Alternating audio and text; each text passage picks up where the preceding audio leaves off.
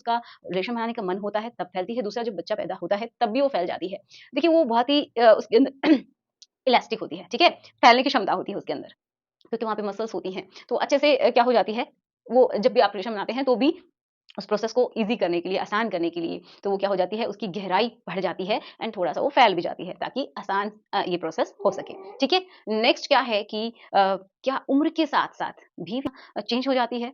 तो देखिए शुरुआत में जब कोई भी फीमेल जब वो यंग है, तो उस समय क्या होता है कि उसकी पूरी बॉडी आप देखते हैं तो इलास्टिसिटी बहुत अच्छी होती है, हमारी स्किन की इलास्टिसिटी बहुत अच्छी होती है। लेकिन जैसे-जैसे हमारी उम्र बढ़ती है, तो क्या होता है जो एस्ट्रोजन हार्मोन होता है फीमेल्स का, वो धीरे-धीरे कम होने लग जाता है, ठीक है?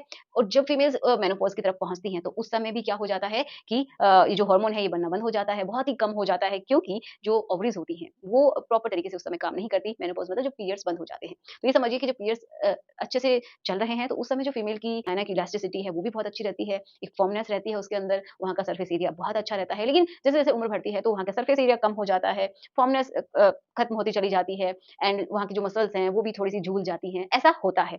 किसी-किसी में वो बिल्कुल जवान है मतलब, उस समय भी हो जाता है, बहुत सारी फीमेल्स के साथ वो क्यों होता है? क्योंकि मल्टीपल डिलीवरी की वजह से। जैसे कि एक बार बच्चा होता है, ठीक है, नॉर्मली, तो बहुत बार क्या होता है कि टिश्यूज़ ब्रेक हो जाते हैं, इंजरी हो जाती है, तो वापस से वो रीगेन कर ली जाती हैं। कुछ परमानेंट डैमेज भी होता है, लेकिन उस हद तक नहीं होता है, 1 या 2 बच्चे जब तक होते हैं। लेकिन मल्टीपल अगर आप बच्चे कर रहे हैं, 3 है, 4 है, 5 है, तो इस तरीके से अगर आप किए जा रहे हैं, तो क्या होता है कि धीरे-धीरे एक तो उम्र के साथ-साथ इलास्टिसिटी कम हो रही है, कुछ वहाँ की डैमेज हो गया है, ठीक है, टिश्यूज़ मर गए हैं, ठीक है, परमानेंट डैमेज हो गया है, तो उसकी वजह से भी क्या हो जाता है, वहाँ पे थोड़ा-सा जो मसल्स हैं, वो लटक जाती हैं, ठीक है? वहाँ की जो स्किन है, वो झूल जाती है। तो